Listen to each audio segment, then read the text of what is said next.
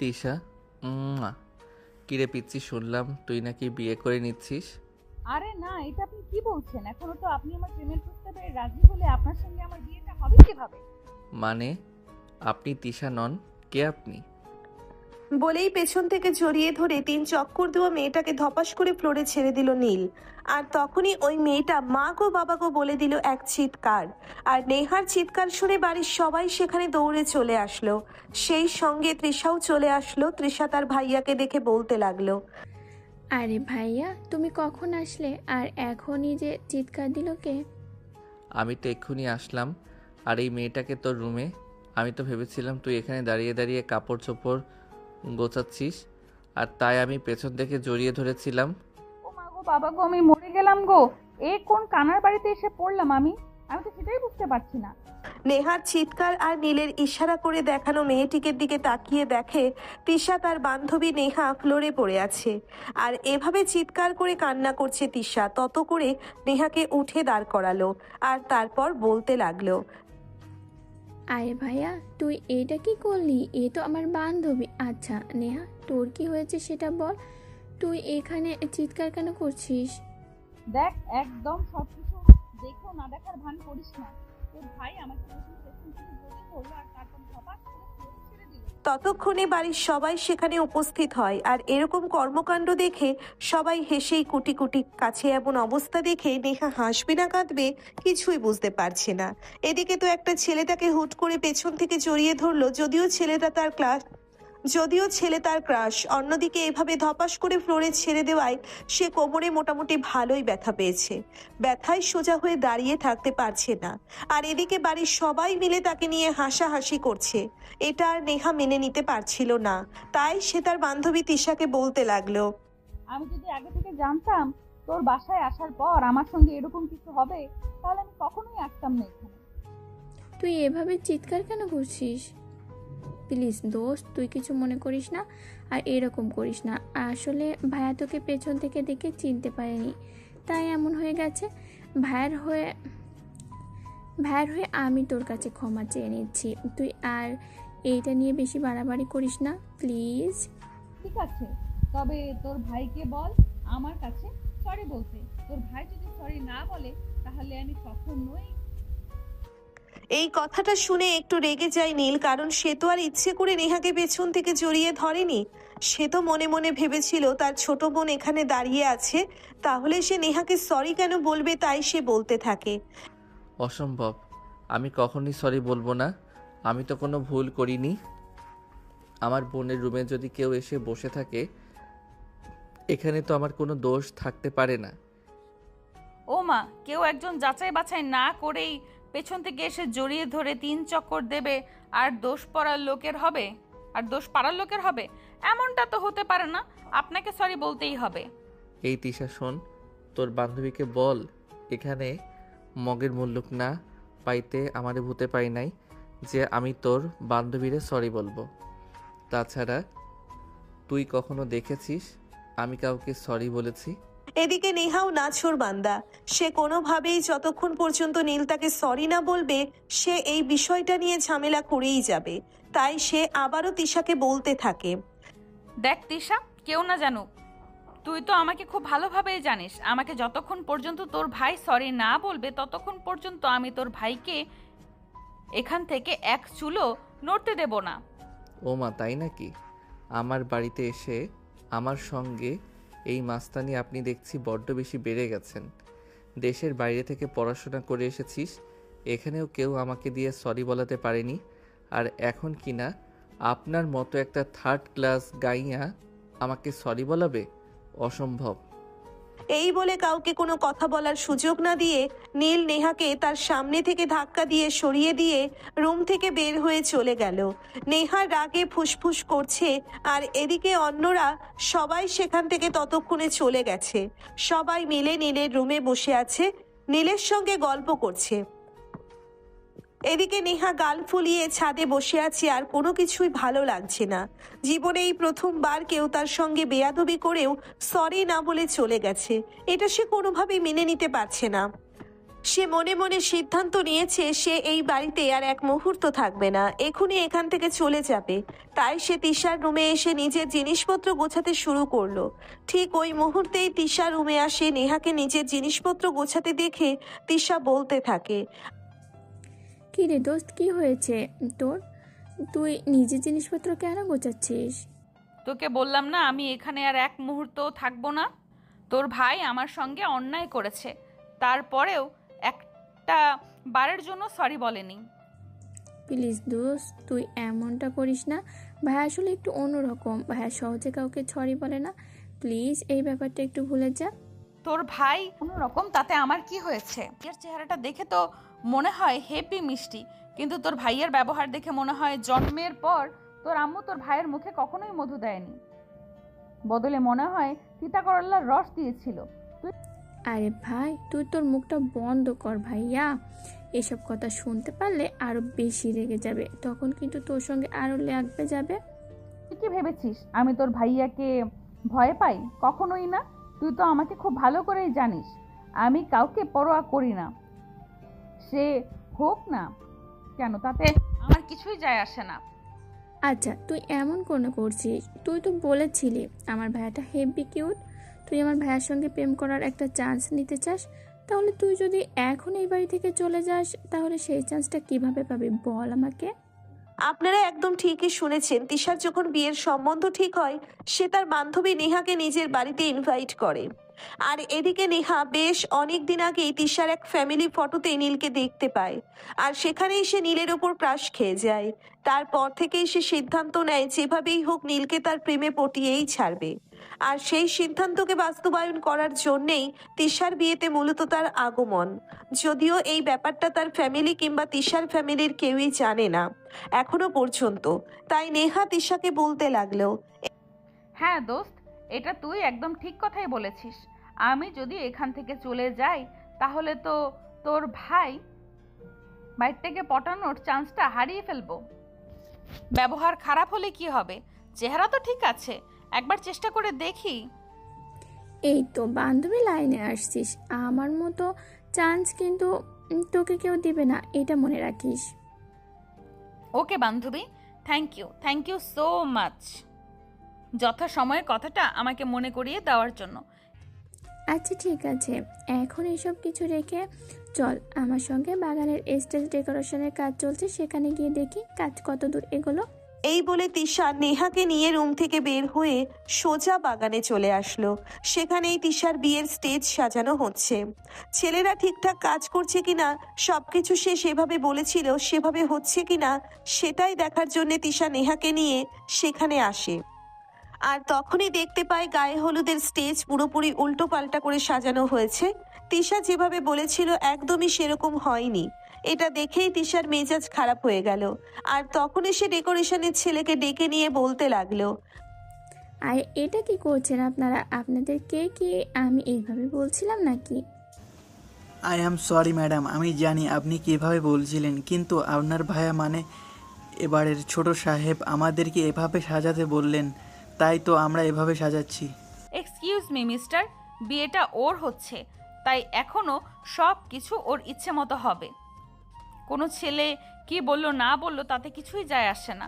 তখনই নেহাকে থামিয়ে দিয়ে তিশা বলতে লাগলো, দোষ, এক মিনিট তুই একটু থাম। ভাইয়া যদি বলে থাকে তাহলে এভাবেই সাজাতে হবে, তা না হলে আবার ভাইয়া ডেকে যাবে, তখন আর এই বিয়েতেই থাকবে না। আরে ভাই, বিয়েটা তোর হচ্ছে, তোর ভাইয়ের নয়। তাহলে তোর ভাইয়ের ইচ্ছে মতো এখানে সব কিছু কেন হবে? আমি তো সেটাই বুঝতে পারছি না। কারণ এই বাড়িতে সব কিছু ভাইয়ের ইচ্ছে মতোই হয়। এই বলে তিশা ডেকোরেশন বয়কে কাজ কন্টিনিউ করতে বলল। আর সে নেহার হাত ধরে সামনের দিকে এগোতে লাগলো। এদিকে নেহা এমন অবস্থা দেখে পুরোই অবাক। যার বিয়ে তার ইচ্ছে মতো সবকিছু হবে এটাই তো স্বাভাবিক, এখানে কিনা অন্য একজন নিজের ইচ্ছেকে চাপিয়ে দিচ্ছে। এমনটা তো একদমই ঠিক হচ্ছে না। কিন্তু তারপরেও অন্যের বাড়ি বলে কথা, তাই সেখানে মাথা না ঘামানোটাই বুদ্ধিমানের কাজ। তাই নেহা কোনো কথা না বলেই সেখান থেকে চলে গেল। তিশার হাত ধরে হাঁটতে লাগলো। সারাটা বাগান ঘুরে দেখলো এমনিতেও বাগানটা অনেকটাই সুন্দর, চারিদিকে হরেক রকম ফুলের গাছ দিয়ে সাজানো। বাগান সাজানোর আইডিয়াটাও দারুণ। প্রত্যেকটা গাছ এমন জায়গায় রাখা হয়েছে দেখে মনে হয় যেন এই গাছটা এই জায়গাটাতে বসার জন্যই জন্ম নিয়েছে। এমনটা দেখে হঠাৎ করে নেহা তিশাকে বলতে থাকে, আপাতত তোদের এই বাগানটা সাজিয়েছে কে বলতো? তার মাথায় বুদ্ধি আছে বলতে হবে। তোর কি মনে হয় কার মাথায় এত বুদ্ধি আছে বল তো শুনি? আমি কি করে বলবো? আমি তো তোদের বাড়ির মানুষের সম্পর্কে কোনো কিছুই ঠিক মতো জানি না।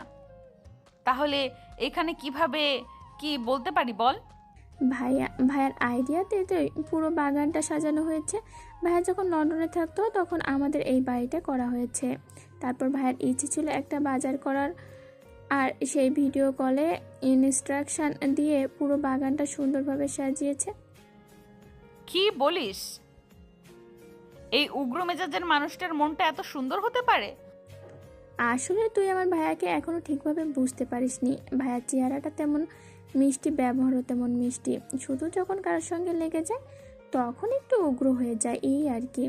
যাই হোক, বাদ দে সেই সব কথা, সামনের দিকে চল, আরো সুন্দর ওদিকে। এই বলে নেহা আর তিশা দুজনেই বাগানটা ঘুরে দেখতে লাগলো। নেহার বাগানটা ভীষণ পছন্দ হয়েছে। এমনিতেই নেহা ভীষণ ফুল প্রেমী একটা মানুষ, আর এখানে এই বাড়ির বাগানটা তো পুরো ফুলের একটা রাজ্য বলা চলে। তাই নেহার সবচাইতে বেশি পছন্দ হয়েছে। নেহা আর তিশা অনেকক্ষণ বাগানে ঘোরাঘুরি করে তারপরেই হঠাৎ করে তিশার হবু হাজবেন্ড তিশাকে ফোন করে তৃষা কথা বলায় ব্যস্ত হয়ে পড়ে। আর এদিকে নেহা একা একাই বাগানটা ঘুরে দেখতে লাগলো। ঠিক ওই মুহূর্তেই হুট করে কেউ একজন দৌড়ে এসে নেহার সঙ্গে ধাক্কা লেগে গেল। নেহা ছিটকে পড়ে গেল, আবারও সেই গগন বিদারী চিৎকার। ও মা গো, আল্লাহ গো, আমার কোমরটা ভেঙে গেল। এ কোন কানা আইছে এখানে? আমি তো সেটাই বুঝতে পারছি না।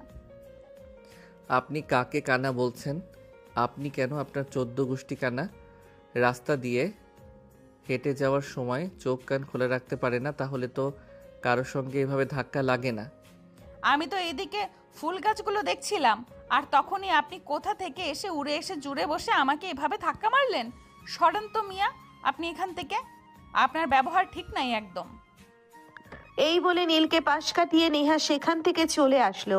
সে তৃষার রুমে বসে আছে। তৃষা তার হবু স্বামীর সঙ্গে কথা বলে তারপর রুমে চলে আসে, আর রুমে এসে দেখতে পারে নেহা আবারও গাল ফুলিয়ে সেখানে বসে আছে। তৃষা নেহার পাশে বসলো, আর তারপরেই নেহাকে উদ্দেশ্য করে বলতে লাগলো, কিরে দোস্ত, তোর আবার কি হলো? এভাবে গাল ফুলিয়ে বসে আছিস কেন? ধুরো, আমি থাকবো না এখানে। আসলে তোর ভাইয়ের ক্যারেক্টারে ঠিক নেই। তা না হলে আমার মতো সুন্দরী একটা মেয়ের সঙ্গে কেউ এইভাবে বাজে আচরণ করতে পারে, এটা তো আমার ধারণার বাইরে ছিল। কেন আবার কি হয়েছে? আর তোর সঙ্গে ভাইয়া তো লাগছে কেন? আমি তো সেটাই বুঝতে পারছি না। কারণ আমার মনে হয় তোর ভাইয়ের সুন্দরী মেয়ে মানুষে অ্যালার্জি আছে। সুন্দরী মেয়ে মানুষ দেখলেই তোর ভাইয়ের চুলকানি বেড়ে যায়। ঠিক ওই মুহূর্তেই পাশ দিয়ে যাচ্ছিল নীল। সে কথাটি শুনতে পেয়ে গেল আর রেগে ফায়ার হয়ে রুমের ভিতরে প্রবেশ করলো।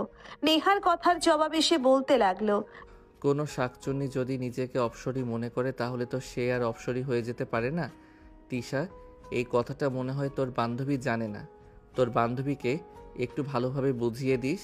তখনই নেহার মুখটা যা হয়েছিল একদম দেখার মতো।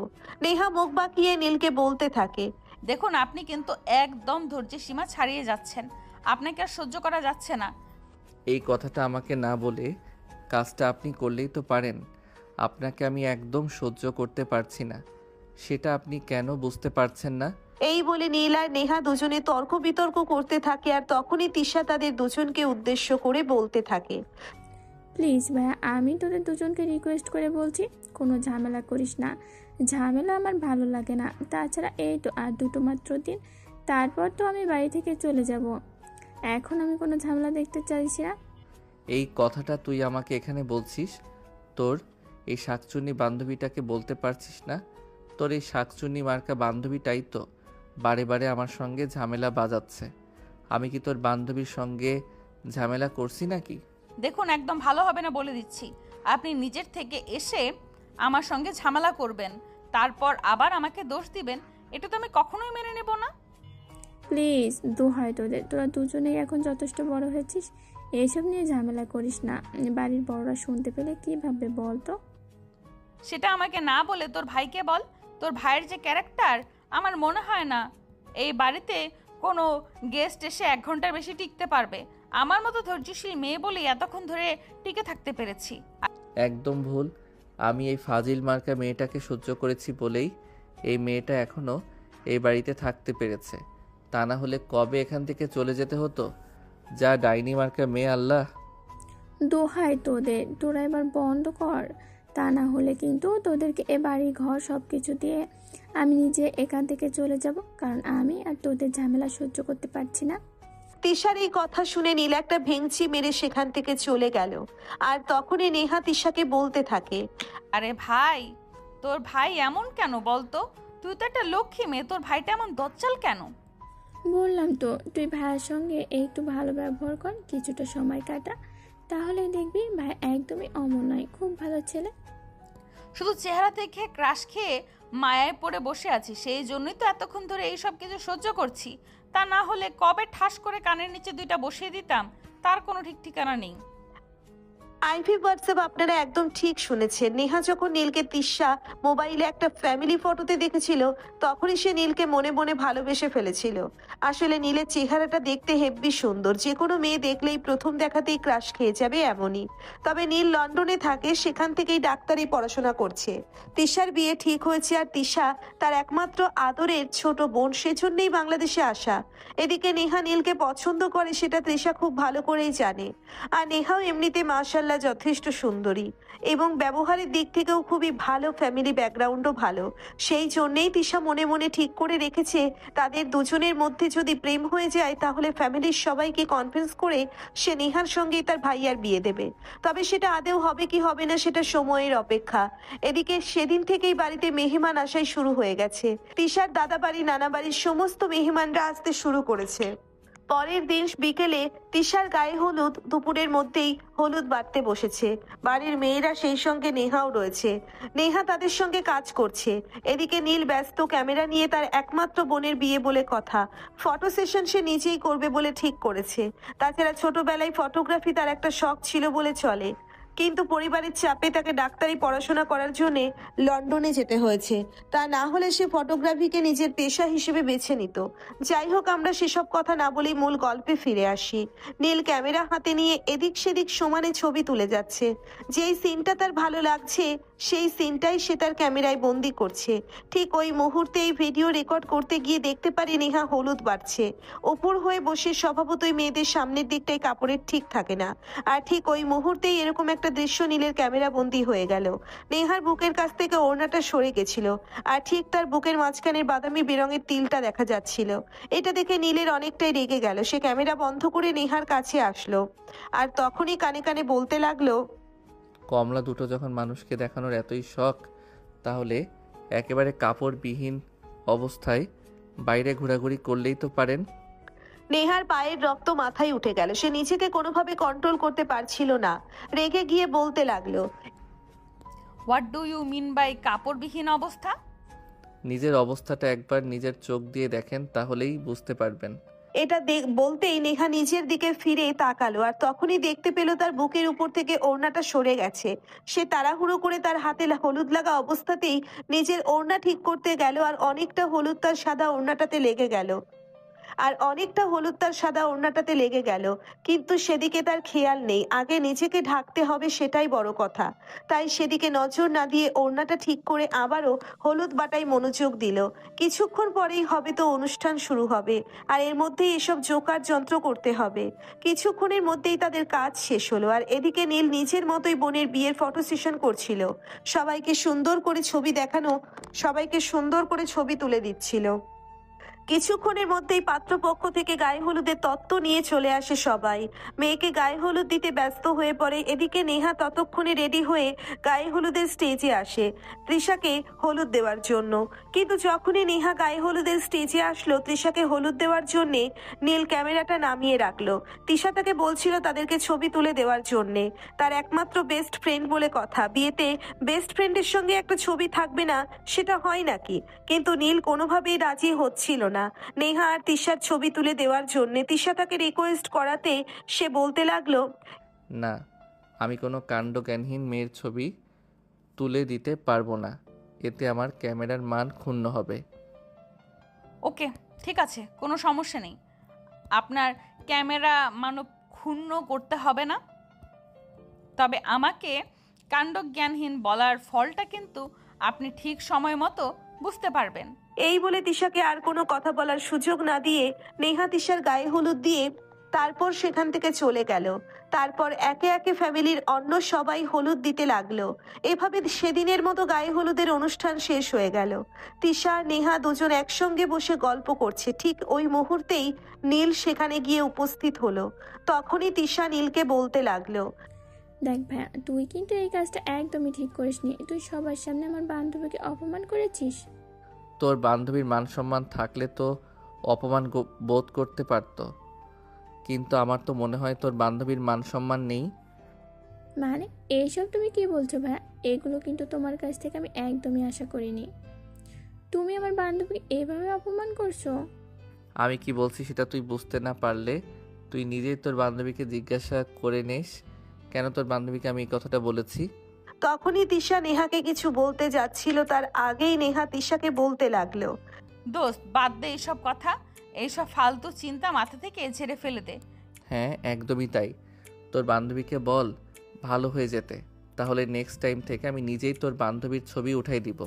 এই বলে নীল সেখান থেকে চলে গেলে আর এদিকে রাতে যখন ঘুমানোর সময় হলো, বাড়িতে অনেক মেহমান থাকায় সবকটা রুমে একদম গাদাগাদি হয়ে যাচ্ছিল। শুধু নেহা আর তিশা যে রুমটাতে ঘুমিয়েছিল সেই রুমটাতেই তারা দুজন ছিল। হঠাৎই রাত 11টা বাজে রুমের দরজায় কেউ নক করলো। এদিকে তিশা ততক্ষণে ঘুমিয়ে গেছে, কিন্তু নেহার এখনো ঘুম আসেনি, তাই সে জেগেছিল। সে দরজাটা খুললো আর তখনই দেখতে পেল নীল তার সামনে দাঁড়িয়ে আছে। নীলকে দেখতে পেয়ে সে বলতে লাগলো, কি ব্যাপার, এখানে কি চাই? আপনাকে চাই। এমনটাই বলবো ভেবেছিলেন তো?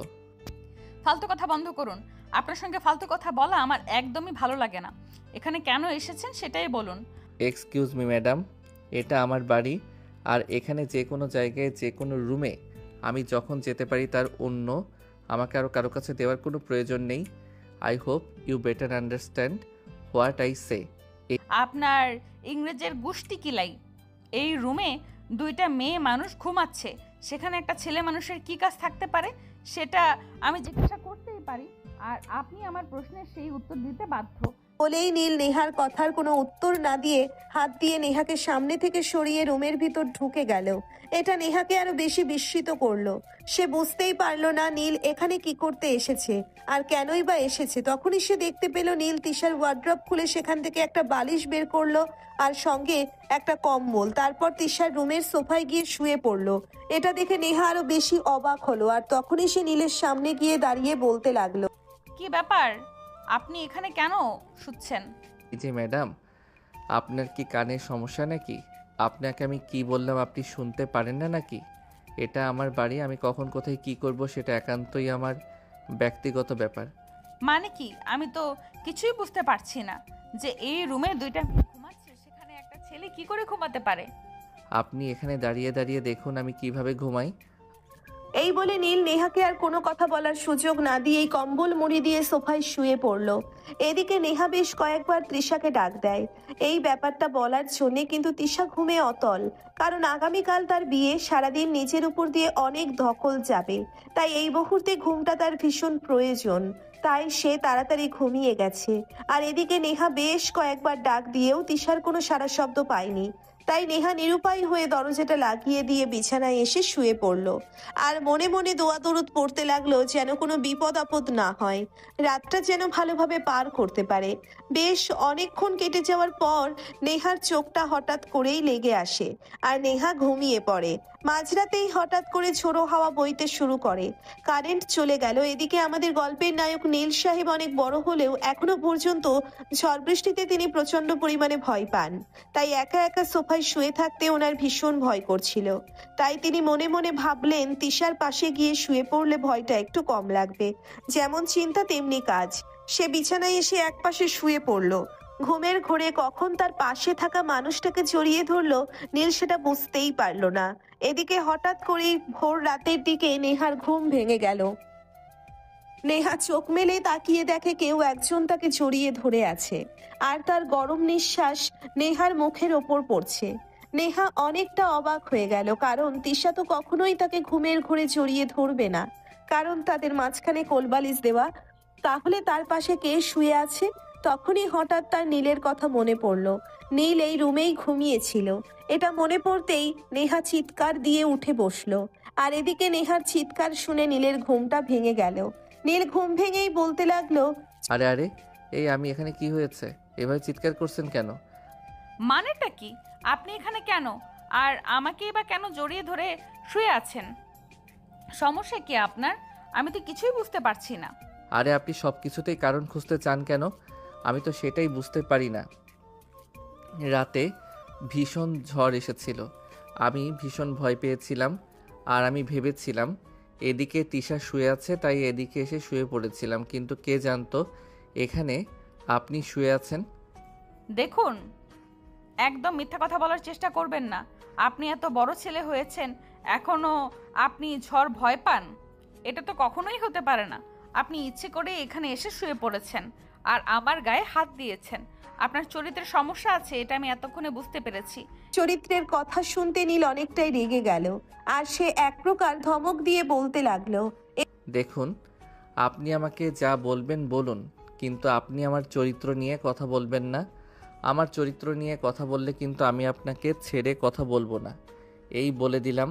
কি করবেন আপনি আমার? আপনার কি বা করার ক্ষমতা আছে? আমি তো সেটাই দেখতে চাই।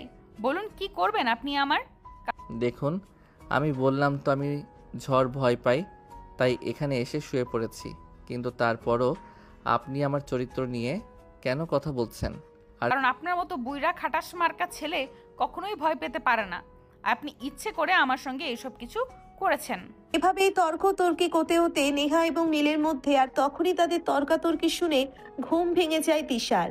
তিশা তাদের তর্কাতর্কি শুনে নেহা এবং নীলকে বলতে থাকে, কি ব্যাপার, কি হয়েছে? আমি তো কিছুই বুঝতে পারছি না।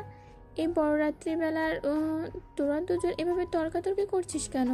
আর রায়দা আর বাইদা ওয়ে, ভাইয়া তুই এখানে কি করছিস? এ বোন, তুই তোর এই বান্ধবীটাকে বুঝিয়ে বল না। আমি ঝড় তুফান ভীষণ ভয় পাই, আর এদিকে সমস্ত মেহমান সারা বাড়িতে ঘুমিয়ে রয়েছে। আমার রুমেও অনেক মেহমান ঘুমিয়েছে, আমার ঘুমানোর জায়গা ছিল না, তাই আমি তোর রুমে এসে ঘুমিয়েছিলাম। কিন্তু আমি কি করে জানবো এখানে তোর বান্ধবী শুয়ে আছে? আমি তো তোকে ভেবেই শুয়ে পড়েছিলাম। তিশা, তোর ভাই এসব কি ইচ্ছে করেই করেছে? তোর ভাইয়ের চরিত্রে সমস্যা আছে। যেই ছেলেরা দেশের বাইরে থাকে তারা কখনোই নিজের চরিত্র ঠিক রাখতে পারে না। আর লন্ডন আমেরিকার মতো উন্নত শহর হলে তো কথাই নেই। এই যে ম্যাডাম শুনেন, একদম মুখের ভাষা ঠিক করে কথা বলেন, এই বলে দিলাম। আবার চরিত্র নিয়ে কথা বললে কিন্তু আপনার চরিত্রে কলঙ্কের দাগ লাগিয়ে তবেই আমি ছাড়ব। দুজনে এভাবেই ঝগড়া কন্টিনিউ করে যাচ্ছিল। এদিকে তৃষা কাউকেই থামাতে পারছিল না। অবশেষে তৃষা তাদেরকে বলতে থাকে, দোহাই তোদের, তোদের ঝগড়া বন্ধ কর। আর আর ভালো লাগছে না। ভোর রাতের বেলা তোরা এসব কি শুরু করেছিস? বাড়ির মানুষ শুনলে কি বলবে? এসব কথা তুই আমাকে কেন বলছিস? তোর ভাই তাকে কেন বলছিস না? ও আচ্ছা, এখন এসব কথা কেন বলা হচ্ছে আমি সেটা খুব ভালোভাবেই বুঝতে পেরেছি। রাতে যখন আমি জড়িয়ে ধরলাম তখন তো খুব ভালোই ফিল নিচ্ছিলেন। সারা রাত জড়িয়ে ধরে রেখে শুয়ে আছি, তখন মনে হয়নি যে আমি খারাপ চরিত্রের লোক। আর এখন যখন রাত ভোর হয়ে গেছে তখন আপনার মনে হলো আমি দুশ্চরিত্রের লোক। এই থতমত খেয়ে গেল নেহা। আসলে সত্যিই তো সেই রাতে 1টা থেকে নীল তাকে জড়িয়ে ধরে শুয়ে আছে।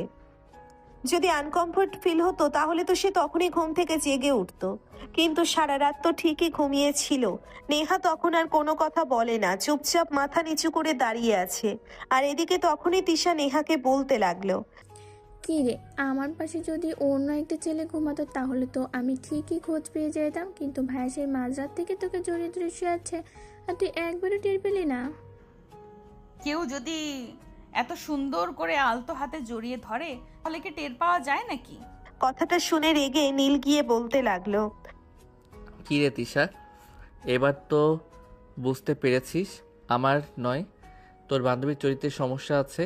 এই বলে নীল তখনই রুম থেকে বের হয়ে চলে গেল।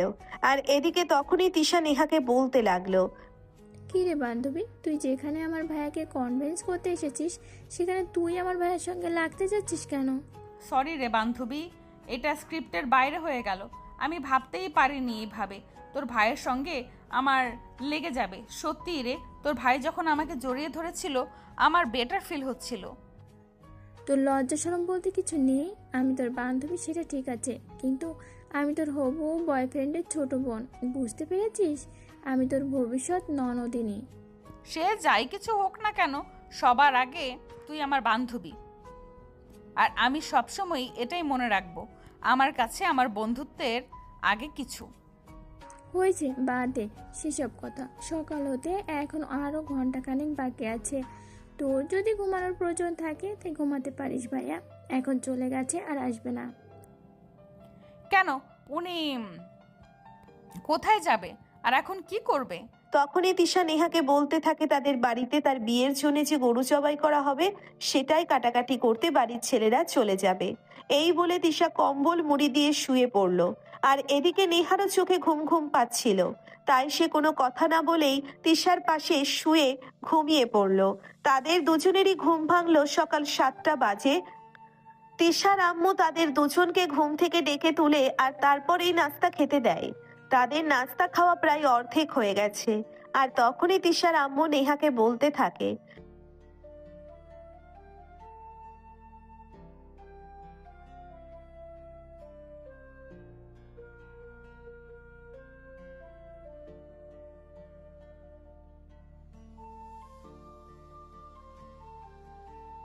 এমন একটা সুযোগের অপেক্ষা যেন নেহা অনেক দিন ধরেই করছিল।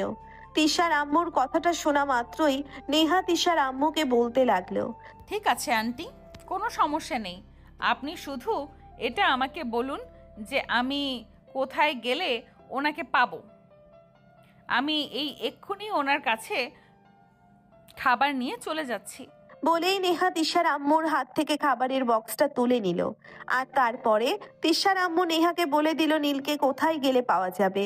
নেহা বাড়ি থেকে বের হয়ে আসে। বাড়ি থেকে একটু দূরেই একটা পুকুর পাড়ে, সেখানেই গরু জবাই করা হয়েছে। নীল সেখানেই কাজ করছে। নেহা ঠিক ওই মুহূর্তে সেখানে গিয়ে উপস্থিত হলো। সেখানে নীল ছাড়া বাড়ির আরো বেশ কয়েকটা ছেলে পেলে ছিল, যারা তিশার নানা বাড়ি এবং দাদা বাড়ি থেকে এসেছে। সবাই মিলে একসঙ্গে কাজ করছে। তখনই নেহা সেখানে উপস্থিত হয়ে নীলের সামনে গিয়ে দাঁড়ায়।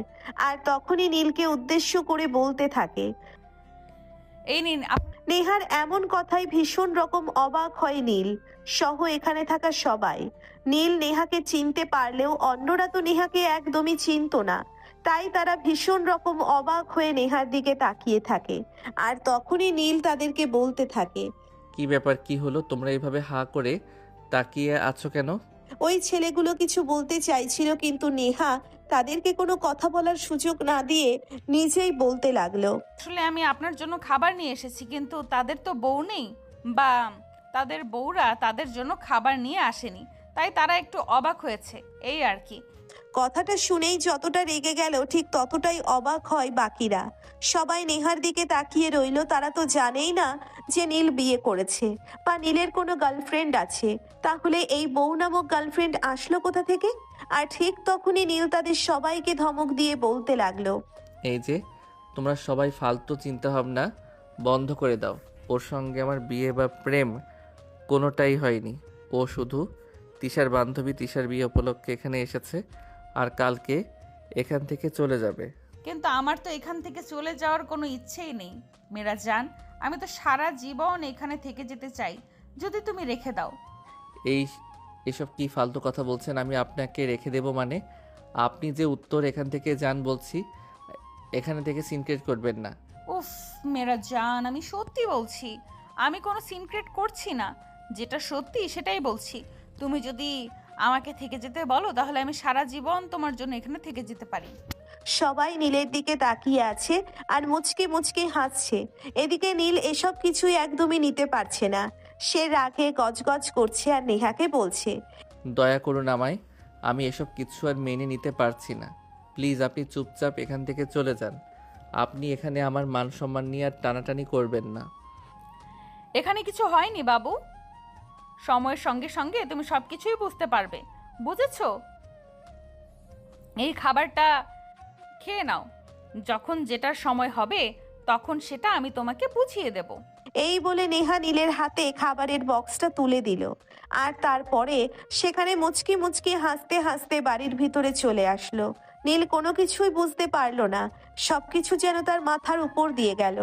এদিকে সেখানে উপস্থিত তার মামাতো এবং চাচাতো ভাইরাও এই ব্যাপারটা নিয়ে অনেক হাসাহাসি করতে লাগলো। নীল এটা দেখে একটু বেশি ক্ষেপে গেল। সে সবাইকে ধমক দিয়ে বলতে লাগলো, কি হচ্ছে কি এসব? আমি কিছুই বুঝতে পারছি না। এই মেয়েটার সঙ্গে কি তোদেরও মাথা খারাপ হয়ে গেছে নাকি? একটু জোরে ধমক দিয়ে কথাটা বলতেই মুহূর্তের মধ্যেই উপস্থিত সবাই একদম চুপ হয়ে গেল। কেউ কোনো কথাই বলছে না, সবাই নিজের মতো করে কাজ করতে লাগলো। এদিকে নীলও কোনো কথা না বলে কাজে মনোযোগ দিল। নেহা বাড়িতে এসে তিশার রুমে চলে গেল। তিশা তখন একা একাই রুমে বসেছিল। কিছুক্ষণ পরেই পার্লার থেকে মেয়েরা আসবে তাকে সাজুগুজু করানোর জন্য। নেহা তিশার পাশে গিয়ে বসলো আর তারপরে বলতে লাগলো, দোস্ত, তুই তো বিকেলবেলায় এখান থেকে চলে যাবি, তারপর তো আমি একদম একা হয়ে যাব। তোর ভাইকে কিভাবে আমি পটাতে পারবো তার জন্য কিছু টিপ দিয়ে যা না আমাকে। আমার ভাইকে পটানোর জন্য তোর কোনো টিপস ইউজ করার কোনো প্রয়োজন নেই। তুই শুধু আমার ভাই যেটা পছন্দ করে সেটাই করতে থাক। হ্যাঁ, একদমই তাই। আমি তো তোকে সেটাই জিজ্ঞেস করছি, তোর ভাই কি করতে পছন্দ করে, কি করলে আমি তোর ভাইকে পটাতে পারবো, সেটারই টিপস তোর কাছে জানতে চেয়েছি। ঠিক তখনই তিশা নেহাকে কিছু বলতে চাইছিল, কিন্তু সেটা বলার আগেই তিশার আম্মু এসে সেখানে উপস্থিত হলো। আর তিনি তিশার সঙ্গে কোনো একটা ব্যাপার নিয়ে আলাদা কথা বলতে লাগলেন। তিশার আর নদীর সঙ্গে কথা বলা হয়ে উঠল না। আর কিছুক্ষণের মধ্যেই তিশাকে সাজানোর জন্যে পার্লার থেকে মেয়েরা চলে আসলো। তখন তো আর নেহা একদমই সুযোগ পেল না তিশার সঙ্গে কথা বলার জন্য। দেখতে দেখতে তিশার বিয়ের সম্পূর্ণ কাজ সমাপ্ত হয়ে গেল এবং তিশা নিজের শ্বশুরবাড়িতে চলে গেল। এদিকে নেহাও সেদিন রাতেই নিজেদের বাসায় চলে এলো।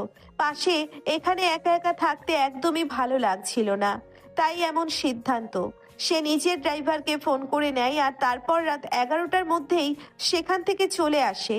যদিও তিশার আম্মু নেহাকে অনেকবার থাকতে বলেছিল, কিন্তু নেহা এক কথার মানুষ, সে যখন যেটা সিদ্ধান্ত নেয় তখন সেটাই করে। এদিকে তিশা তো বিয়ে করে শ্বশুরবাড়িতে চলে গেছে, তাই নেহা যদিও মাঝে মধ্যে তৃষাদের বাড়িতে যেত ঘুরতে বা কোনো প্রয়োজনে, কিন্তু এখন আর তাদের বাড়িতে যাওয়া একদমই হবে না, কারণ কোনো উদ্দেশ্যবিহীন কোনো জায়গায় তো আর যাওয়া যায় না। আর এখন যদি নেহা তৃষাদের বাড়িতে যায় তাহলে নিশ্চয়ই বাড়ির মানুষ কিংবা যে কেউ প্রশ্ন করতেই পারে যে নেহা ওই বাড়িতে কেন যাচ্ছে, কারণ ওই বাড়িতে তো আর এখন তার বান্ধবী থাকে না। তাই নেহা চাইলেও সেই বাড়িতে যেতে পারছিল না। এদিকে তিশার বিয়ে হয়ে যাওয়া, নীলের দেশে আসা, বেশ কিছুদিন ছুটিতে বাংলাদেশেই থাকা, এর মধ্যেই তার পরিবার তার বিয়ের সম্বন্ধ করতে থাকে। কথাটা ইতিমধ্যেই তিশা জানতে পারে, আর সেটা তারপরে ব্যাপারটা নেহাকে খুলে বলল। এটা শুনে তো নেহা ভীষণ রকম ভেঙে পড়ল। যে মানুষটাকে সে এতদিন ধরে মনে মনে ভালোবেসে এসেছে, যেই মানুষটাকে নিয়ে নিজের মনে নিজের অজান্তেই হাজারটা স্বপ্ন করেছে, আর সেই মানুষটাই হারিয়ে যাবে, এটা সে মেনে নিতে পারছে না। তাই সে তিশাকে বলতে থাকে, দেখ, আমি এটা কখনোই হতে দিব না।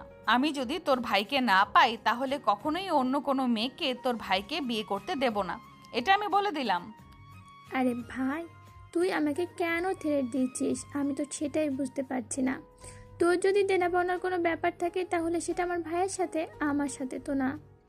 তোর কোনো দেনা পাওনার ব্যাপার নেই।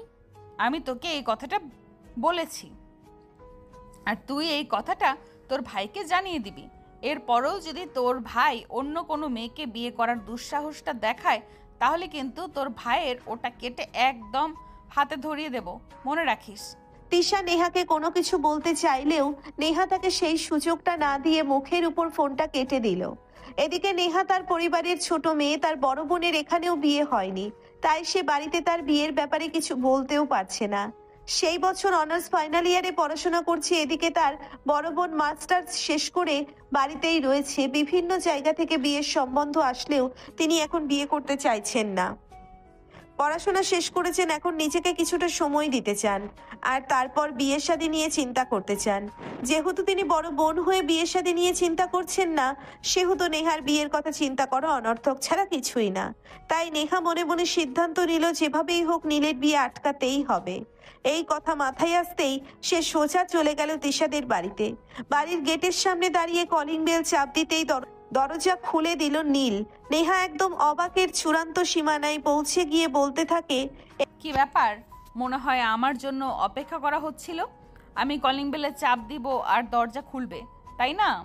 আপনার এসব প্রশ্নের উত্তর তো আমি পরে দেব, কিন্তু তার আগে আপনি আমাকে এটা বলুন যে আপনি আমাকে হঠাৎ করে আপনি থেকে তুমি করে কেন বলছেন? বারে, কাছের মানুষকে তুমি করে বলবো না তো কি করে বলবো শুনি? মানেটা কি? আমি তো কিছুই বুঝতে পারছি না। What do you mean by কাছের মানুষ? তিশা কি বাড়িতে এসেছে? এই কথাটা বলে নীলের কথার কোনো প্রতি উত্তর না করে তার কথাটা এড়িয়ে গিয়ে নেহা বাড়ির ভিতরে প্রবেশ করে তখনই দেখতে পায় নীলের আম্মু ড্রয়িং রুমে বসে ফোন টিপছে। নেহা ওনার পাশে গিয়ে বসলো, তারপরে ওনাকে জড়িয়ে ধরেই বলতে লাগলো, আচ্ছা আন্টি, তুমি আমাকে দেখো না? আমি কি দেখতে কম সুন্দরী?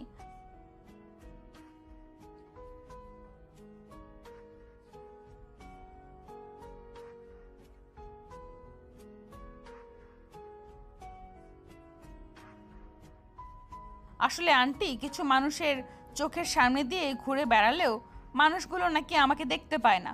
আমি কি এতটাই দেখতে খারাপ যে মানুষের চোখে পড়ে না?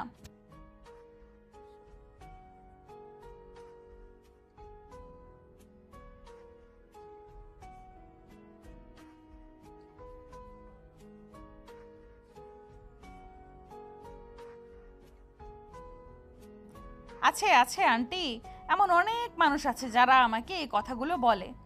তেমনি একজন মানুষ তোমাদের বাড়িতেও আছে। নেহার কথাটা শুনে ভীষণ রকম অবাক হয় নীলের আম্মু। তিনি এই কথাটার আগাগোড়া কিছুই বুঝতে পারে না, তাই তিনি নেহাকে এই কথাটার ব্যাপারে জিজ্ঞেস করেন, কিন্তু নেহা যথেষ্ট চতুরতার সঙ্গে কথাটা এড়িয়ে গেল। সে নীলের আম্মুর এই কথাটার কোনো উত্তরই দিলেন না। এদিকে নীলের আম্মুও সাদাসিধে মানুষ, তিনি এত প্যাচগোছ বোঝেন না, তাই তিনি উল্টে আর নেহাকে কোনো প্রশ্নই করলেন না। এদিকে নেহা নীলের আম্মুর সঙ্গে কথা বলছে। নীল নিজের রুমে এসে সিগারেটের প্যাকেটটা হাতে নিয়ে সোজা ছাদে চলে এসেছে। সেখানে দাঁড়িয়ে দাঁড়িয়ে সিগারেট টানছে। ঠিক ওই মুহূর্তেই নেহা সেখানে উপস্থিত হয়। নীল একদম বুঝতেই পারেনি নেহা সেখানে এসেছে। সে তার মতোই নিকোটিনের কালো ধোঁয়া নিজের ফুসফুসের ভেতর একবার নিচ্ছে আর একবার বের করছে। হঠাৎ করে নেহা পেছন থেকে আচমকা নীলকে জড়িয়ে ধরে। হঠাৎ করেই কারোর এভাবে জড়িয়ে ধরায় ভীষণ রকম চমকে যায়।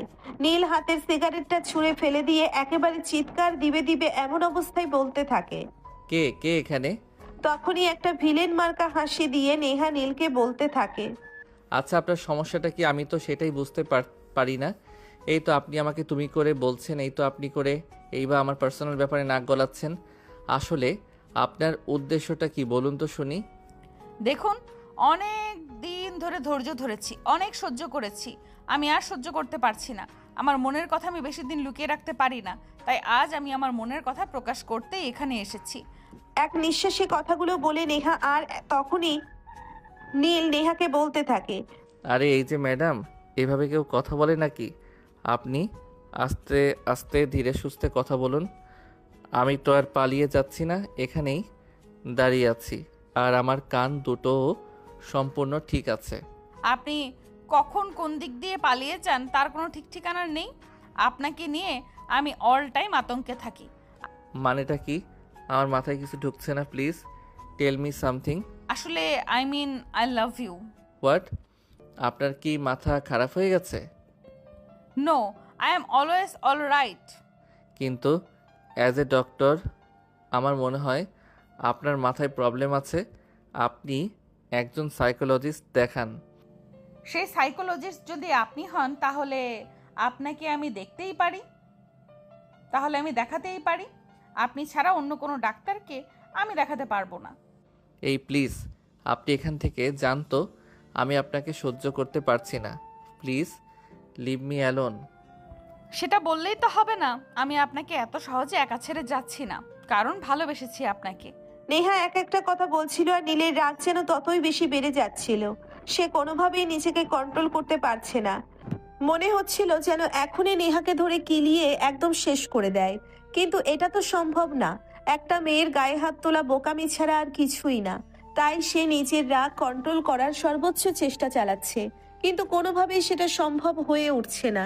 নেহা এমন সব কথাবার্তাই বলছে তাকে।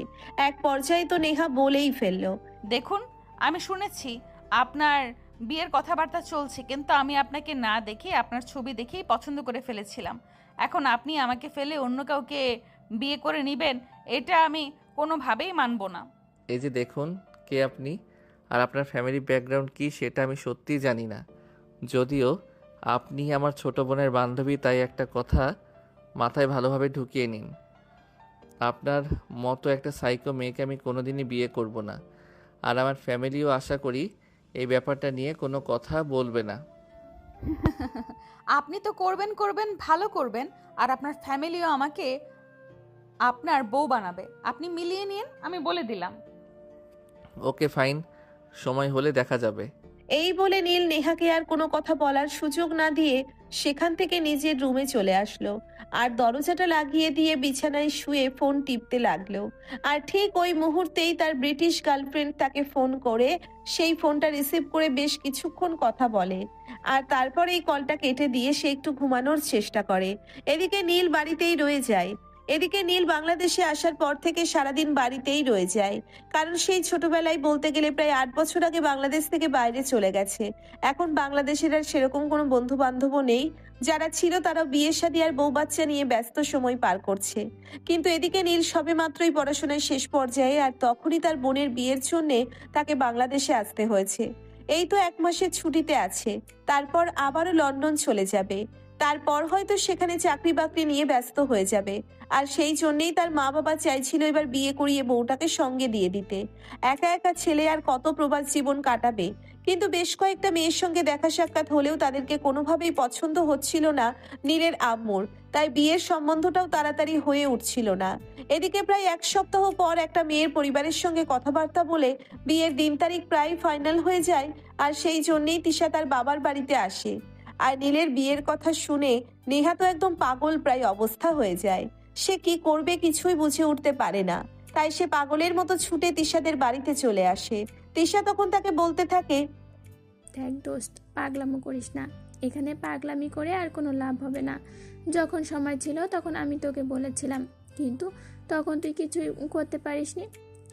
তাই প্লিজ তোকে আমি রিকোয়েস্ট করে বলছি, আমার ফ্যামিলির এমন একটা ভালো সময়ে তুই কোনো সিন ক্রিয়েট করিস না।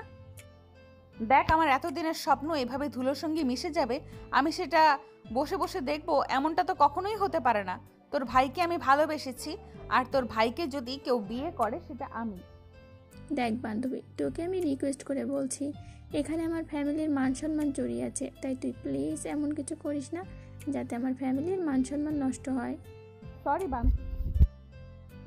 আমি তোর কথা রাখতে পারলাম না। যেখানে আমার ভালোবাসা হারিয়ে যাবে সেখানে আমার বন্ধুত্ব আমার ভালোবাসার চাইতে বেশি কিছু হতে পারে না।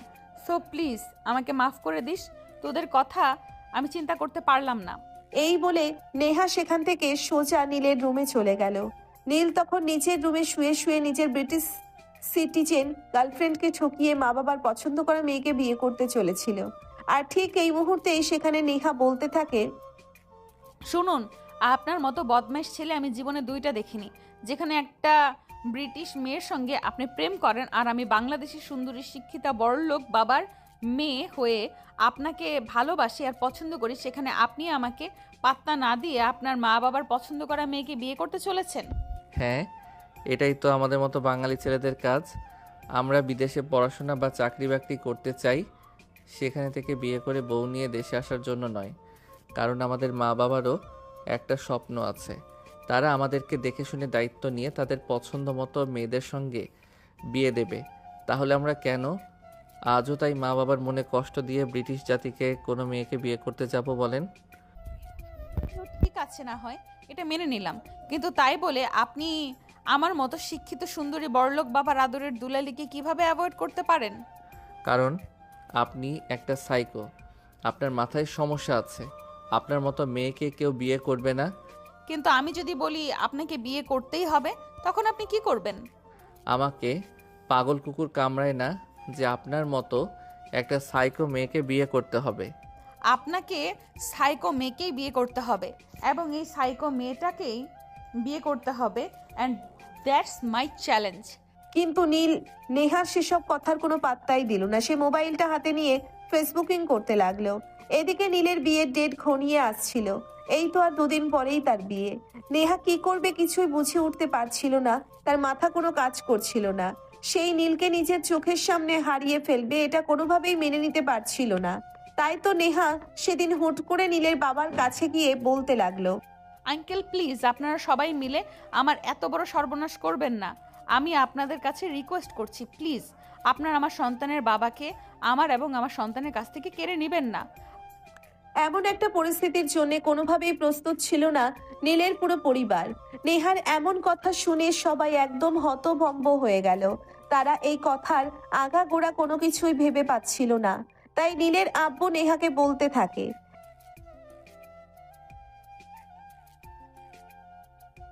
আঙ্কেল, আমি নীলের সন্তানের মা হতে চলেছি। ওনার আর আমার মধ্যে ভালোবাসার সম্পর্ক রয়েছে, কিন্তু ও আপনাকে ভয় পায় বলে আপনার সঙ্গে আমাদের ভালোবাসার কথা বলতে পারছে না।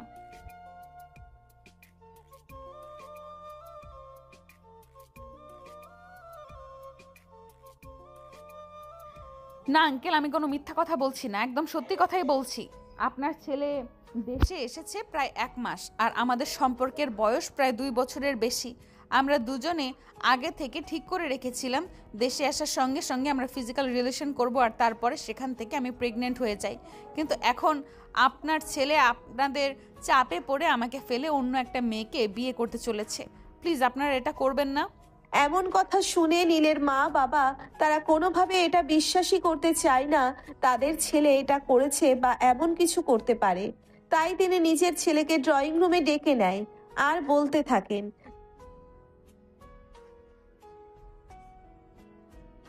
যেহেতু এখানে কি হয়েছিল সে কোনোভাবে জানে না, এখানে কি কথা হয়েছে আর নেহা সবাইকে কি বলেছে, তাই সে তার আব্বুকে বলতে লাগলো, কি হয়েছে আব্বু?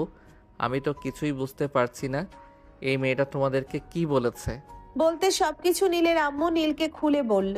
নীলের মাথা যেন 3 চক্কর খাচ্ছে। সে কোনোভাবেই বুঝতে পারছে না এই মেয়েটা এমন কেন করছে। এদিকে তার বাবাও তার কথা কোনোভাবেই বিশ্বাস করতে চাইছে না। তিনি একদম রেগে আছেন। তাই তিনি নীলকে বলতে থাকেন,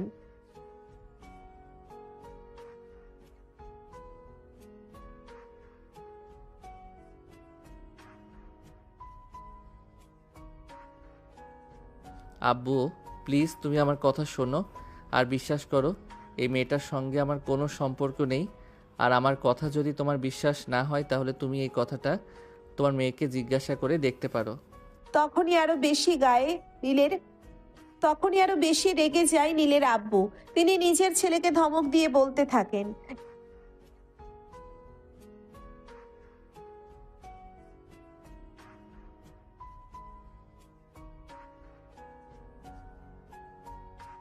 এদিকে নেহা মনে মনে ভাবতে লাগলো তার জল্পনা কল্পনা হয়তো সত্যি হতে চলেছে।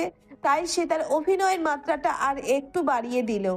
সে তখনই আবারও ভ্যা ভ্যা করে কাঁদতে শুরু করলো আর বলতে লাগলো, দেখুন আঙ্কেল, এখন আপনি বলুন, আপনার ছেলে যদি আমাকে বিয়ে না করে তাহলে আমার ঠিক কি অবস্থাটা হবে? আর এই সব কিছু যদি আমার বাবা জানতে পারে তাহলে আপনাদের অবস্থাটা কি হবে? আপনি কি আমার বাবাকে খুব আপনি তো আমার বাবাকে খুব ভালো করে চেনেন, আর আমার বাবার চরিত্র সম্পর্কে আপনার খুব ভালো ধারণা আছে আশা করি। হ্যাঁ ভিউয়ার্স, একদম ঠিকই শুনতে পেরেছেন। নেহার বাবার যেমন টাকা পয়সা অর্থ সম্পদের কোনো অভাব নেই, তেমনি ক্ষমতার দাপট অনেক। এলাকার বড় বড় পুলিশ অফিসাররা ওনার পকেটে, কারণ বর্তমান সময়ের মানি ইজ পাওয়ার বলে কথা। তাই তিনি কোনো কিছুরই পরোয়া করেন না, নিজের পয়সা দিয়ে সবকিছু নিজের পকেটে তুলে রাখেন। এদিকে নেহার এমন কথা শুনে নীলের বাবা ভীষণ চিন্তিত হয়ে পড়েন। তিনি কি করবেন কিছুই ভেবে পাচ্ছেন না। এদিকে একটা মেয়ের সঙ্গে সম্বন্ধ ঠিক হয়ে গেছে, সেখানে কেনাকাটাও প্রায় হয়ে এসেছে, আর এখন কিনা তিনি জানতে পেরেছেন ওনার ছেলে আর একটা মেয়ের সঙ্গে এত কিছু করে ফেলেছে। তাই তিনি নিজের ছেলেকে বলতে থাকেন,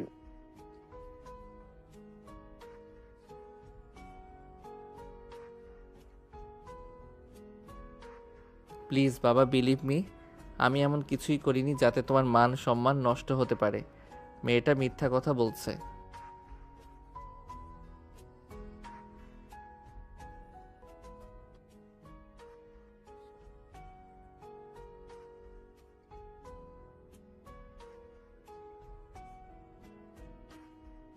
এই বলে নীলের বাবার রাগে গজগজ করতে করতে সেখান থেকে চলে গেলেন। এদিকে নেহা নীলের দিকে তাকিয়ে মুচকি মুচকি হাসছে, যেন তার উদ্দেশ্য সফল হলো। কিন্তু নেহার এমন হাসি দেখে নীল তো রেগে ফেটে যাচ্ছে। সে কোনোভাবেই এটা মেনে নিতে পারছে না। যেখানে সে কোনোদিন নেহার সঙ্গে ভালো মুখে কথা পর্যন্ত বলেনি, সেখানে নেহা এমন কিছু বলবে এটা সে কোনোদিন কল্পনাও করেনি। তাই সেও রাগে গজগজ করতে করতে সেখান থেকে চলে গেলেন। এদিকে নেহা নীলের দিকে তাকিয়ে মুচকি মুচকি হাসছে, যেন তার উদ্দেশ্য সফল হলো। কি ব্যাপার মিস্টার জামাই যান, আপনি আমার থেকে পালিয়ে যাচ্ছেন নাকি? তুমি নিজেকে কি মনে করো আমি তো সেটাই বুঝতে পারছি না। আমি তোমার থেকে পালিয়ে কেন যাব? আমি তো তোমাকে শুধু একটা কথা বলতে এসেছি। দেখো, তোমার এসব স্বপ্ন সারা জীবন স্বপ্নই থেকে যাবে। এগুলো কোনো দিনও পূরণ হবে না, এই তোমাকে বলে দিলাম। আপনার স্বপ্ন পূরণ হলো বলে আপনি আমার স্বপ্নের পথে কোনো দিনও বাধা হয়ে দাঁড়াতে পারবেন না, বলে দিলাম। ওকে, তুমি যখন আমাকে চ্যালেঞ্জ করছো তাহলে আমিও তোমায় চ্যালেঞ্জ করে বললাম, আমি কোনো দিনও তোমাকে বিয়ে করব না। এই বলে নেহার হাত থেকে নিজের হাতটা এক ঝটকায় ছাড়িয়ে নিয়ে নিজের রুমে চলে গেল। মনে মনে 100 বার নিজের কপালকে দোষারোপ করতে লাগলো। কেন যে বাংলাদেশে আসতে গিয়েছিল, তা না হলে এমন একটা দুর্ঘটনা কখনোই হতো না। ব্রিটিশ সিটিজেন গার্লফ্রেন্ডের সঙ্গে প্রেম করে দিব্যি সময়টা কাটিয়ে দিতে পারত, কিন্তু এখন একটা এত বড় ঝামেলায় পড়তে হচ্ছে। আল্লাহ জানে কপালে কি হতে চলেছে। অতঃপর নেহা বাড়িতে ফিরে আসে। সে তার বাড়িতে, মানে তার বাবা মার কাছে এই ব্যাপারটা কিভাবে বলবে সেটাই ভেবে পাচ্ছে না। বড় বোনের আগে ছোট বোনের বিয়ে হবে, ব্যাপারটা আসলেই লজ্জাজনক। তাই নেহা মনে মনে সুযোগ খুঁজতে থাকে কিভাবে মা বাবাকে এই বিষয়টা জানানো যাবে আর তাদেরকে এই ব্যাপারে কনভিন্স করা যাবে। কিন্তু কোনোভাবেই কোনো কিছু হলো না। এদিকে সেদিন সন্ধ্যায় নীলের আব্বুর নেহা ও নীলের বিয়ের সমস্ত বন্দোবস্ত করেন।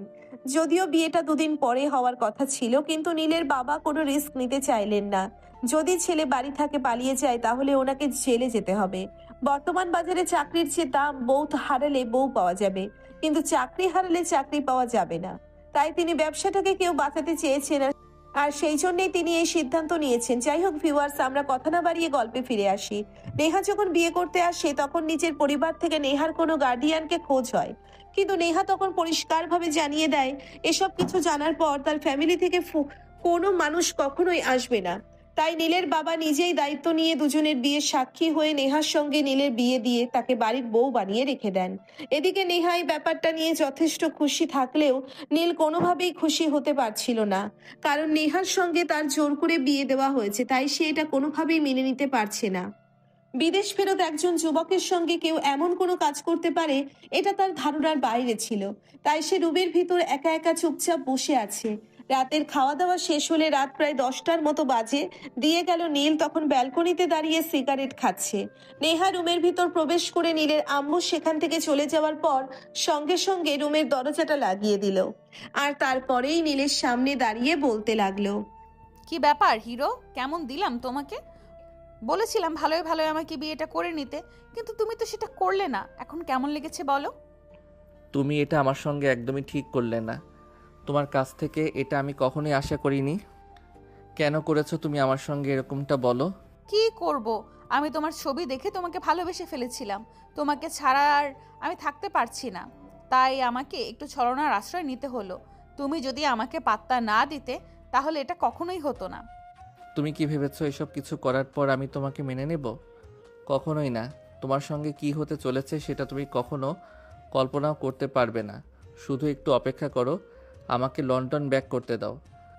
সে তুমি যত যাই কিছু করো না কেন, লন্ডন তো আর আমি তোমাকে একা একা যেতে দিচ্ছি না।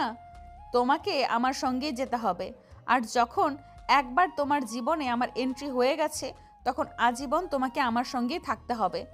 আমার জীবনে কে থাকবে আর কে থাকবে না সেটা তো আমাকে সময় বলে দেবে, কিন্তু তোমার সঙ্গে কি হবে তুমি শুধু সেটাই দেখতে থাকো। এই বলে নীল নেহার সঙ্গে আর কোনো কথা না বলে ওয়ার্ড্রপ থেকে একটা বালিশ আর ছোট একটা কম্বল বের করে সোফায় গিয়ে শুয়ে পড়লো। এদিকে নেহাও হাল ছেড়ে দেওয়ার মতো পাত্রী নয়। আজব বাসর রাত, বহু প্রতীক্ষিত একটা রাত। তাই সে নীলের উপর থেকে কম্বলটা একটান দিয়ে সরিয়ে দিল আর ধপাস করে নীলের বুকের উপর লাফ দিয়ে শুয়ে পড়লো। নীল অনেকটাই চমকে গিয়ে একটা চিৎকার দিতে যাবে, তখনই নেহা তার ঠোঁট দুটো নিজের দখলে নিয়ে নিল আর ইচ্ছে মতো চুমু খেতে লাগলো। নীলের নিঃশ্বাস প্রায় বন্ধ হয়ে আসার উপক্রম, তখনই নেহা তাকে ছেড়ে দিল। আর এদিকে নীল নেহার কাছ থেকে ছাড়া পেয়ে গলাকাটা মুরগির মতো ছটফট করতে লাগলো।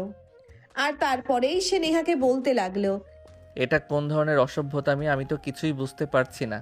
কাম অন বেবি, এটা অসভ্যতা হতে যাবে কেন? আমি তোমার বিয়ে করা বউ, তোমার সঙ্গে যা ইচ্ছা তাই করতেই পারি। এখানে এরকম করার কি আছে? আচ্ছা, তুমি কেমন মেয়ে মানুষ আমি সেটাই বুঝতে পারছি না। যেখানে তোমার বিয়ে করার স্বামী তোমার সঙ্গে এসব কিছু করার কথা, সেখানে তুমি নিজে থেকে এসব কিছু করছো। তোমার কি লজ্জা শরম বলতে কিছু নেই নাকি? উফ, আমি কি পাড়ার লোকের সঙ্গে এসব কিছু করছি নাকি? আমি তো আমার জামাইয়ের সঙ্গে এসব কিছু করেছি, তাহলে আবার লজ্জা লাগার কি আছে? আমি তো সেটাই বুঝতে পারছি না। এই বলে নীল নেহাকে ধাক্কা দিয়ে নিজের উপর থেকে সরিয়ে দিতে চাইছিল, কিন্তু নেহা তখনই আবারও নীলকে শক্ত করে সোফার সঙ্গে চেপে ধরে। কিন্তু পরক্ষণে ঘটে গেল এক অঘটন। কেউ একজন দরজায় টোকা দিতে লাগলো। নেহা নীলকে ছেড়ে দিয়ে উঠে দাঁড়ালো। নীল যেন ভাব ছেড়ে বাঁচলো, সে উঠে বসে, আর তখনই নেহা দরজা খুলে দেয়। আর ওই মুহূর্তেই দেখতে পায় দরজার সামনে দাঁড়িয়ে আছে তিশা। তিশাকে দেখেই নেহা বলতে থাকে, কিরে, বিরক্ত করার আর সময় পেলি না তুই? তুই তো তোর জামাইয়ের সঙ্গে ঠিকই একা একা রোম্যান্স করেছিস, আর আমি যাই না আমার জামাইয়ের সঙ্গে রোম্যান্স করতে গেলাম, তখনই তোর আমাকে বিরক্ত করার সময় হলো। আরে ধুর যা, আমি তোকে বিরক্ত করতে আসিনি। আমি তোকে একটা জিনিস দিতে এসেছি যেটা তোর মোস্ট ইম্পর্টেন্ট প্রয়োজন। কি সেটা বলতো শুনি, আর সেটা এক্ষুনি আমাকে দিয়ে এখান থেকে মানে কেটে পড়। আমার মেজাজ খারাপ করিস না, এটা তোকে বলে দিলাম। বলতেই তিশা পিছন থেকে নেহার হাতে একটা ছোট্ট প্যাকেট ধরিয়ে দিল। আর তারপর নেহাকে বলতে লাগলো, এই নে, এটা লাগবে, তা না হলে তো আবার কনসিভ করে ফেলবি, তখন আবার বলবি আমি লাইফটাকে এনজয় করতে পারলাম না। আরে এই যা, আমি তো এটা ভুলেই গেছিলাম, আমার তো একদমই মনে ছিল না। থ্যাংক ইউ দোস্ত, যা এখন আর বিরক্ত করিস না। এই বলে তখনই তিশার মুখের উপর নেহা দরজাটা লাগিয়ে দিল আর তারপরেই রুমে চলে আসলো। এদিকে নীল সোফায় বসে রাগে ফুসফুস করছে। নেহাকে হাসি মুখে রুমে প্রবেশ করতে দেখে নীল বলতে থাকে, কি ব্যাপার? তুমি আমাকে একটা কথা বলো তো। তিশা তোমাকে কি দিয়ে গেল? আর তিশার সঙ্গে কি নিয়ে কথা বলছিলে? কেন, তুমি বোঝো না নাকি কোনটার প্রয়োজন সেটাই দিয়ে গেছে? মানে আমি তো কিছুই বুঝতে পারছি না। তুমি তো কচি খোকা, তোমাকে কিছুই বুঝতে হবে না, আমি সবটা তোমাকে বুঝিয়ে দিচ্ছি। বলে নেহা আবারও নীলের উপর ঝাঁপিয়ে পড়ে। নীলের দুই ঠোঁটে নিচের দুই ঠোঁট ইচ্ছে মতো অত্যাচার করতে থাকে। এদিকে নেহার শরীরের স্পর্শকাতর জায়গাগুলো বারবার নীলের শরীরের স্পর্শ লাগছিল। সে চাইলেও কোনোভাবেই নিজেকে আর কন্ট্রোল করে রাখতে পারছিল না। লোহার চুম্বক যেভাবে দুজন দুজনকে আকর্ষণ করে, ঠিক তেমনি একটা মেয়ে মানুষ একটা ছেলে মানুষের কাছে এভাবে নিজেকে সঁপে দিলে ছেলেটা নিজেকে ঠিক রাখে কিভাবে? তাকে তো বিপরীত লিঙ্গটা আকর্ষণ করবে, এটাই স্বাভাবিক। তাই নীল হাজার চেষ্টা করলেও নিজেকে আর আটকে রাখতে পারছিল না। অবশেষে তাকে নেহার ভালোবাসার কাছে হার মেনে নিতেই হলো এবং নীল নেহার সঙ্গে রেসপন্স করতে বাধ্য হলো। প্রায় ঘন্টাখানেক ধরে চলে তাদের ভালোবাসার আদান প্রদান পর্ব। অবশেষে ক্লান্ত শরীর নিয়ে দুজনেই বিছানায় শুয়ে পড়ে। ক্লান্তিতে নিজের চোখটা বুজে আসছিল। ঠিক এমন সময় নেহা ধপাস করে নীলের বুকের উপর উঠে বলতে লাগলো, কি ব্যাপার হিরো, প্রথমে তো আমার সঙ্গে খেলতেই চাইছিলে না, আর তারপর যখন খেলা শুরু করলে দেখে তো মনে হলো একদম পাক্কা খেলোয়াড়। ব্যাপারটা কি, এর আগেও কোথাও খেলা হয়েছে নাকি? শোনো, আমি লন্ডনের মতো উন্নত একটা শহরে বড় হয়েছি, আর সেখানে এসব কিছু অ্যাভেলেবল। তাই এসব নিয়ে আমায় কোনো জ্ঞান দিতে এসো না। I hope you better understand what I say. Guess I understand, কিন্তু চিন্তার কোনো কারণ নেই। আমিও তোমার চাইতে কোনো কিছুতেই কম যাব না। তোমাকে যেভাবে আমার আটকে রাখতে প্রয়োজন হয় আমি ঠিক সেইভাবেই তোমাকে আটকে রাখবো। দেখি কার ক্ষমতা তোমাকে আমার কাছ থেকে কেড়ে নেয়। আমি নিজেই যদি তোমার কাছে না থাকি তাহলে তুমি আমাকে কিভাবে আটকে রাখবে সেটাই আমার দেখার বিষয়। ওকে ফাইন, তাহলে তুমিও দেখে নিও আমি তোমাকে ঠিক কিভাবে আটকে রাখি। এখন অনেক রাত হয়েছে, ঘুমিয়ে পড়ো। নীল তখন নেহার সঙ্গে আর কোনো তর্ক করলো না, চুপচাপ নেহার কথা মেনে নিয়ে ঘুমিয়ে পড়লো। এদিকে বেশ কিছুক্ষণ পর নেহা ঘুমিয়ে পড়লো। সকালবেলা ঘুম থেকে উঠে নীল দেখতে পেল নেহা ড্রেসিং টেবিলের আয়নার সামনে বসে ভিজা চুলগুলো শুকানোর চেষ্টা করছে। তার চুলের শ্যাম্পুর ঘ্রাণে সারা ঘর মাতোয়ারা হয়ে গেছে। নীল আস্তে আস্তে বিছানা থেকে উঠে গিয়ে নেহার পিছনে দাঁড়ালো। আলতো হাতে তার চুলগুলো এলোমেলো করে দিচ্ছিল, সেটা দেখতে পেয়ে উঠে দাঁড়ায়। আর তারপরেই সে নীলের কাঁধে হাত রেখে মুখোমুখি দাঁড়িয়ে বলতে থাকে, কি ব্যাপার সাহেব, প্রেমিক প্রেমিক ভাব হচ্ছে না যে? এটা বলতেই নীল একটু থতমত খেয়ে গেল। আর সে তখনই নেহাকে বলতে লাগলো, এই যা, একদমই নয়। এসব ফালতু কথা বলবে না। এসব ফালতু কথা আমার একদম ভালো লাগে না। হ্যাঁ, সেটা তো রাতের বেলা দেখতে পেলাম। যাই হোক, তাড়াতাড়ি ফ্রেশ হয়ে আসো। শাশুড়ি আম্মু অনেকক্ষণ আগেই নাস্তা করার জন্য ডেকে গেছেন। অলরেডি সকাল 10টা বেজে গেছে, বুঝতে পেরেছো ডিয়ার? নীল তখন নেহার কথার কোনো উত্তর না দিয়ে আলমারি থেকে টাওয়ালটা বের করে নিয়ে ওয়াশরুমে ঢুকে গেল। বেশ কিছুক্ষণ পর ফ্রেশ হয়ে এসে নেহা আর নীল দুজনেই একসঙ্গে ডাইনিং টেবিলে খাবার খাওয়ার জন্য চলে গেল। সবাই মিলে একসঙ্গে বসেই সকালের নাস্তা করলো। আর তখনই হঠাৎ করেই নীলের আব্বু নেহাকে বলতে লাগলো,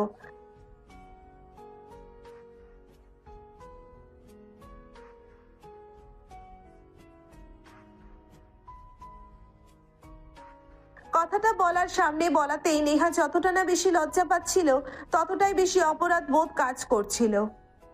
কারণ সে তো আসলে প্রেগনেন্ট নয়। এখন তার শ্বশুর বাড়ির সবাই তো জানে সে প্রেগনেন্ট, তাহলে বাচ্চা কোথা আসবে? এই চিন্তায় মুহূর্তের মধ্যেই তার ফর্সা মুখটা ফ্যাকাশে হয়ে গেল। সে খাবার শেষ করতে পারলো না, অর্ধেক খাবার রেখেই হাত দিয়ে রুমে চলে আসলো। নীল সেটা খুব ভালোভাবেই বুঝতে পারলো। কি ব্যাপার ম্যাডাম, এখন আপনার থোতা মুখটা ভর্তা হয়ে গেল কেন? কই না তো, কিছুই হয়নি। আমার আব্বু যেটা বলেছে সেটার জন্য তো আমি খুব ভালোভাবে বুঝতে পেরেছি। যাই হোক, এটা নিয়ে তোমাকে কোনো চিন্তা করতে হবে না। আমরা তো লন্ডন চলে যাব, তারপর তো আর মা বাবা আমাদের ব্যাপারে সব কিছু জানবে না। তখন কিছু একটা বলে বিষয়টাকে কাটিয়ে নেওয়া যাবে। এমনটা করা কি আদৌ ঠিক হবে? তাছাড়া তুমি বা আমার জন্য কেন মিথ্যা বলবে? এমনি করলাম আর কি। হাজার হোক তুমি আমার বিয়ে করা বউ, তোমাকে রক্ষা করা আমার দায়িত্ব এবং কর্তব্য। কিন্তু তাই বলে তুমি তোমার মা বাবাকে এত বড় একটা মিথ্যা কথা বলবে, এটা তো আমার জাস্ট ভাবতেই পারছি না আমি। দেখো, আমি অনেক চিন্তা ভাবনা করেছি। তুমি আমাকে ভালোবাসো বলেই এত বড় একটা মিথ্যা কথা বলতে পেরেছো। আর একটা মেয়ে যদি আমাকে ভালোবেসে নিজের চরিত্রের দাগ লাগাতে পারে, তাহলে সেই মেয়েটাকে ভালোবাসা কি আমার দায়িত্ব এবং কর্তব্য নয়? তাই আমি ঠিক করেছি সবার আগে আমি তোমাকে ভালো রাখবো এবং তারপর বাকি সব কিছুর কথা চিন্তা করব। তুমি সত্যি বলছো? তখনই নেহাকে টান দিয়ে নিজের বুকের সঙ্গে মিশিয়ে নিল। আর তারপরেই বলতে লাগলো, কেন বিশ্বাস হয় না? আমাকে কি প্রমাণ চাও বলো, আমি তোমাকে সেই প্রমাণ দিতেই প্রস্তুত আছি। আমি তোমাকে বিশ্বাস করি আর ভালোবাসি, আমার কোনো প্রমাণের প্রয়োজন নেই। তাহলে এভাবে মুখটাকে আর গোমড়া করে রেখো না। তোমাকে এভাবে গোমড়া মুখে দেখতে আমার একদম ভালো লাগে না। তুমি হাসি খুশি চঞ্চল হয়ে থাকবে, তোমাকে ওভাবেই ভীষণ ভালো লাগে। এই যে আমি হাসলাম, এখন তো ভালোই লাগছে। হ্যাঁ, আমার দুষ্টু মিষ্টি পাগলি বউটা, তোমায় ভীষণ ভালো লাগছে। বলেই নীল নেহার গাল দুটো একটু টিপে দিল। আর তখনই নেহা নীলের কপালে একটা টোকা মেরে সেখান থেকে চলে যেতে চাইছিল, কিন্তু নীল তাকে সেটা করতে না দিয়ে তার হাতটা ধরে পেছন থেকে একটি টান দিয়ে নিজের বুকের সঙ্গে মিশিয়ে নিল আবারও। কিন্তু ঘটনাচক্রের নীল যেহেতু বসা ছিল, খাটের উপর আর নেহা দাঁড়িয়েছিল, তাই নেহাকে টান দিয়ে নিজের কাছে টেনে নেওয়াতে নেহার বুক একদম কাছাকাছি চলে যায়। এদিকে নীলও দুষ্টুমি করে নেহার বুকে খুট করে একটা কামড় বসিয়ে দেয়। নেহা একটু ব্যথা করে উঠে, আর তখনই নীল উঠে দাঁড়িয়ে নেহার ঠোঁট দুটো বন্ধ করে দেয় ভালোবাসার স্পর্শ দিয়ে। এভাবেই দুষ্টু মিষ্টি প্রেম আর ঝগড়ার মধ্য দিয়ে শুরু হয় তাদের জীবনের নতুন পথ চলার গল্পটা। সুপ্রিয় ভিউয়ার্স, আমাদের আজকের গল্পটা এই পর্যন্তই ছিল। গল্পটা আপনাদের কাছে কেমন লেগেছে ছোট্ট একটা কমেন্টে জানাবেন। ভালো লাগলে লাইক কমেন্ট কমেন্ট শেয়ার করে পাশেই থাকবেন। নিত্য নতুন ভালোবাসার গল্প পেতে আমাদের চ্যানেলটিকে সাবস্ক্রাইব করবেন। এতক্ষণ সাথে থাকার জন্য ধন্যবাদ। আবারও দেখা হবে নতুন কোনো ভালোবাসার গল্পে। সেই পর্যন্ত সবাই অপেক্ষায় থাকুন। আল্লাহ হাফেজ।